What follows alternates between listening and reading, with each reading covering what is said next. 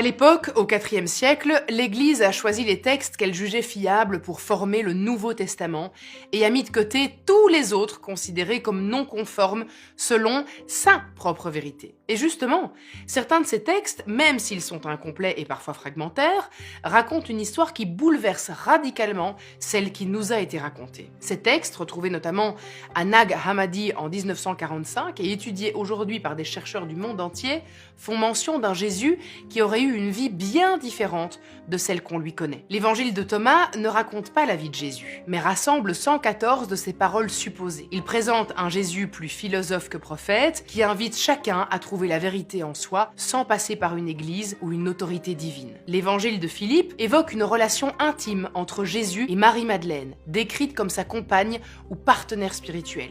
Le texte est abîmé, mais certains passages laissent entendre une proximité physique et émotionnelle. Jésus aurait donc eu une relation amoureuse avec Marie-Madeleine, qui n'est plus décrite comme une disciple, mais comme sa compagne, voire sa femme. En 2014, 2 chercheurs ont déchiffré un manuscrit vieux de 1500 ans, conservé à la British Library et intitulé « Joseph et Aseneth ». Ce texte, rédigé en araméen syriaque, est connu depuis l'Antiquité comme une histoire d'amour entre un patriarche biblique et la fille d'un prêtre égyptien. Mais selon leur analyse, Joseph serait en réalité un alias de Jésus, et Aseneth ne serait autre que Marie-Madeleine, avec qui le Christ aurait eu 2 enfants. Marie-Madeleine aurait été enceinte de son 2e enfant au moment de la crucifixion. Craignant pour sa vie et celle de sa descendance, elle aurait fui la Terre Sainte, protégée par un petit groupe de fidèles proches de Jésus. Ils auraient traversé la Méditerranée et se seraient installés en Gaule, dans ce qui deviendra plus tard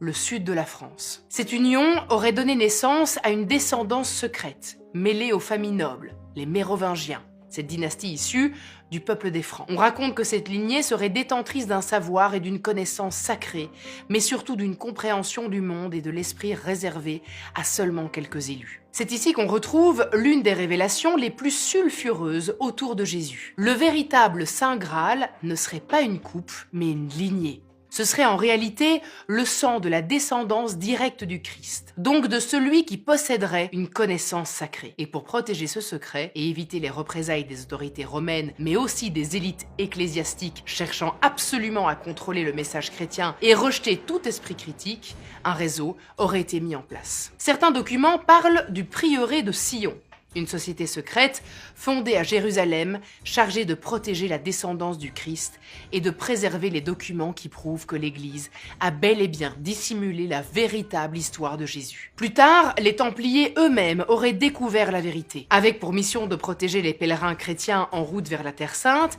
ils s'installent sous l'ancien site du temple de Salomon à Jérusalem. Et en fouillant les ruines, les Templiers auraient mis la main sur des documents et des preuves de cette lignée cachée. Ils auraient rapporté cette découverte en Europe qu'ils auraient gardée précieusement jusqu'à leur chute brutale en 1307. Une chute qui aurait été orchestrée pour nettoyer ceux qui en savaient beaucoup trop. D'ailleurs, si vous avez lu le livre ou vu le film Da Vinci Code, vous vous souvenez peut-être de cette révélation finale qui présente la découverte du Saint Graal comme étant non pas une coupe, mais celle qui aurait porté le sang du Christ. Autrement dit, l'enfant de Jésus, Marie-Madeleine. Si cette théorie s'avère exacte, elle remettrait en cause plusieurs piliers de la doctrine catholique, puisque Jésus ne serait pas resté célibataire, alors que cette abstinence est considérée comme un fondement d'un modèle de pureté spirituelle à imiter. Pire encore, la figure féminine principale ne serait plus la Vierge Marie, symbole de pureté et de maternité divine, mais Marie-Madeleine. Et justement, l'évangile de Marie donne en réalité à Marie-Madeleine un rôle bien plus important dans la transmission de l'enseignement du Christ. Elle y est présentée comme plus lucide que les apôtres, ce qui bouscule profondément l'ordre patriarcal établi dans les textes canoniques. D'autres textes évoquent que Jésus ne serait pas mort sur la croix ou que sa résurrection n'aurait pas été un miracle, mais une métaphore spirituelle. La mort du Christ représenterait en fait une transformation intérieure et la résurrection un éveil de conscience.